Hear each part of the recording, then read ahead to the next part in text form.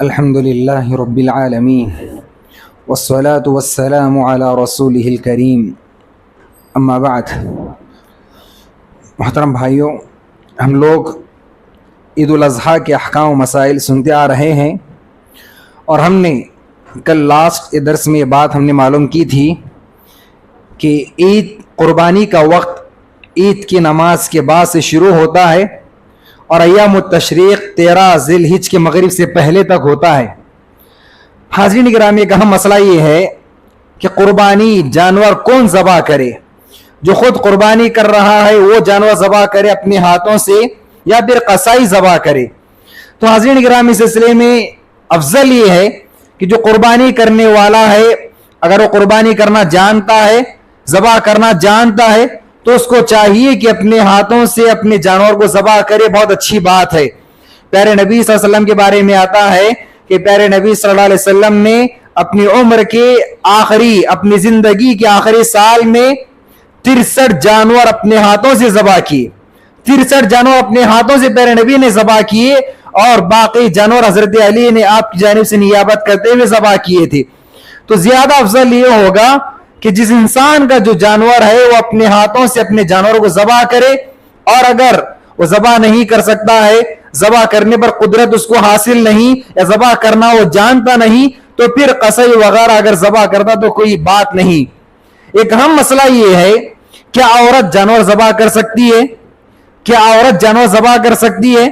تو بالکل، اگر عورت جانور ذبح کرنے کا طریقہ جانتی ہے، اچھے طریقے سے نیڈر ہو کر وہ جانور ذبح کر سکتی ہے، تو بالکل اس بات کی اجازت ہے کہ عورت بھی جانور ذبح کر سکتی ہے. اور حاضرین گرامی، جانور ذبح کرتے ہوئے کیا پڑھنا چاہیے؟ جانور ذبح کرتے ہوئے بسم اللہ، اللہ اکبر، اللہم تقبل منی ومن اہل بیتی، اس طرح جو دعائیں وارد ہوئی ہیں اللہ کے نام سے، اللہ بہت بڑا ہے، اور اے اللہ میری جانب سے، میرے گھر والوں کی جانب سے اس جانور کو قبول فرما، یہ کہہ کر جانور ذبح کرنا چاہیے. اور اگر ایک جانور میں کئی افراد مل کر ہیں تو پھر اللہم تقبل من فلان ومن فلان ومن فلان، اس طرح کہنا چاہیے. نام لے کر کہنا تو بہت اچھا ہوگا کہ اللہ فلاں فلاں فلاں انسان کی جانب سے جانور کو قبول فرما. تو انسان کو ذبح کرتے ہوئے ان باتوں کا خیال رکھنا چاہیے. اور ذبح کرتے ہوئے انسان کو ذبح کے آداب کا پاس و لحاظ رکھنا چاہیے. ذبح کے آداب پیارے نبی نے بتائے ہیں. ذبح کے آداب میں یہ ہے، وَإِذَا قَتَلْتُمْ فَأَحْسِنُوا الْقِتْلَةَ وَإِذَا ذَبَحْتُمْ فَأَحْسِنُوا الذِّبْحَ. پیارے نبی نے فرمایا کہ جب ذبح کرو اچھی طرح ذبح کرو، اور جب قتل کرو تو اچھی طرح قتل کرو. کیا مطلب یہ ہے کہ جانور کو ذبح کرتے ہوئے اس طرح ذبح کرو کہ جانور کو تکلیف نہ ہو. جانور کو ذبح کرتے ہوئے چھری کو اچھی طرح تیز کر لینا چاہیے. تیز دھار والی چھری سے ذبح کرنا چاہیے کہ ایک ہی بار میں جانور ذبح ہو جائے اور جانور کو تکلیف نہ ہو. اور ایک جانور کے سامنے دوسری جانور کو ذبح نہ کیا جائے، پیارے نبی نے اس سے منع کیا ہے. ایک جانور کے سامنے دوسرے جانور کو ذبح نہ کیا جائے. اور جانور کو لاتے ہوئے آداب رکھنا چاہیے، پاس و لحاظ رکھنا چاہیے. اور حاضرین گرامی، عام طور پر ہمارے پاس یہ ہوتا ہے کہ جانور کو ذبح کرنے کے بعد اس کے ہاتھ اور پیر کو باندھ دیا جاتا ہے. لیکن جاننے والے کہتے ہیں کہ ذبح کرنے کے بعد جانور کے ہاتھ اور پیر کھول دینا چاہیے. اس میں جانور کو تکلیف نہیں ہوتی. اگر اس کے ہاتھ پر باندھ دیے جائیں کہ دیوار گندی ہو جائے گی، فلاں ہو جائے گا، اس طرح اگر کیا جائے تو جانور کو زیادہ تکلیف ہوتی ہے اس کی جان نکلتے ہوئے. تو جانور کو ذبح کرنے کے بعد فوراً اس کے ہاتھ پیر کھول دینا چاہیے تاکہ آسانی سے اس کا خون نکل کر اس کی جان نکل جائے. اور حاضرین گرامی، ذبح کے آداب میں ایک اہم بات یہ بھی ہے کہ دین اسلام پاکی کا دین ہے، صفائی کا دین ہے. تو پاکی صفائی کا خیال رکھنا ضروری ہے. جہاں راستے پر ذبح کر رہے ہیں آپ، گھر کے سامنے ذبح کر رہے ہیں آپ، لیکن جانور ذبح کرنے کے بعد گندگی کس طرح چھوڑ دیا، ہرگز نہیں. ایک مسلمان کی پہچان نہیں، ایک بندہ مومن کا شعار نہیں. ذبح کرنے کے بعد پوری طرح اس جگہ کو صاف کرنا چاہیے. خون بہا کر ایسے چھوڑ دیا آپ نے، گندگی پھیلا کر چھوڑ دی، ہرگز نہیں. پوری طرح صفائی کا اہتمام ہونا چاہیے. اور خصوصاً جس ملک میں ہم رہتے ہیں، یہاں پر غیر مسلم بھائیوں کے ساتھ ہم رہتے ہیں، ان کے پاس اس چیز کو پسند نہیں ہے.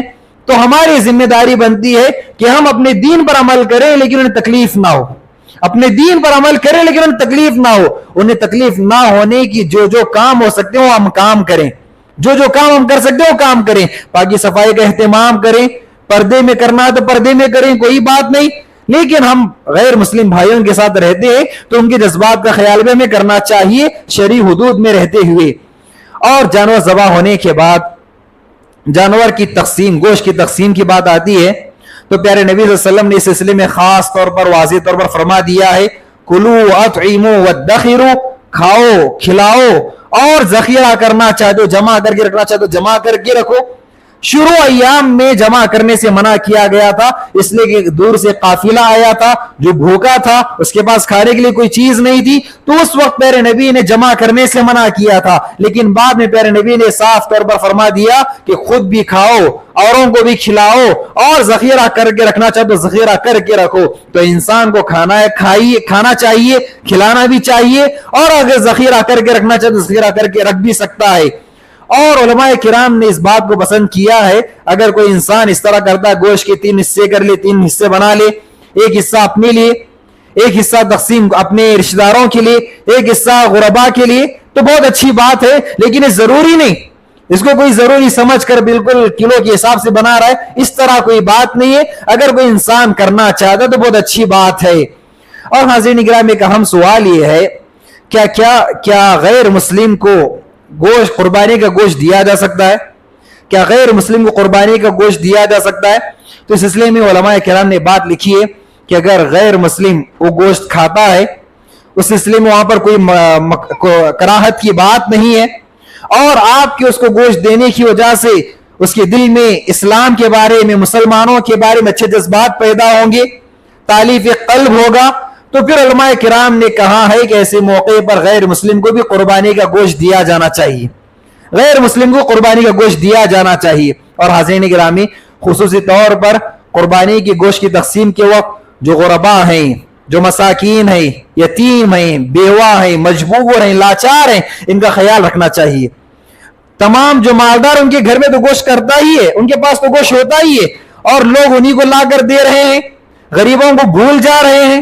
تو ہرگز نہیں, یہ غریب, یہ مسکین, یہ یتیم, یہ لاچار, یہ مجبور انسان اس گوشت کے زیادہ حقدار ہیں, انہیں کھلائیں. ایام التشریق یہ کھانے پینے کے ایام ہیں. پیارے نبی نے فرمایا ایام اکلین و شربن, ایام التشریق 11 ذی الحجہ, 12 ذی الحجہ, 13 ذی الحجہ, یہ کھانے پینے کے ایام ہیں. تو غریبوں کے گھروں میں اتنا کھانا ہونا چاہیے کہ کبھی انہیں تنگ دستی کا احساس نہ ہو, مجبوری کا احساس نہ ہو, اتنا کھانا ان کے پاس ہونا چاہیے. تو ہم تمام کی ذمہ داری بندے جن کو اللہ رب العالمین نے نوازا ہے وہ ضرور جانور ذبح کریں, اور جو مسکین ہے معاشرے میں, سوسائٹی میں جو فقراء ہیں انہیں ضرور کھلائیں پلائیں. اور بہت سارے آداب ہیں, انشاءاللہ آئندہ دروس میں بات آئے گی. اللہ رب العالمین سے دعا ہے کہ اللہ رب العالمین ہم تمام کو ان آداب کا پاس و لحاظ کرنے توفیق عطا فرمائے. آمین. السلام علیکم ورحمۃ اللہ وبرکاتہ.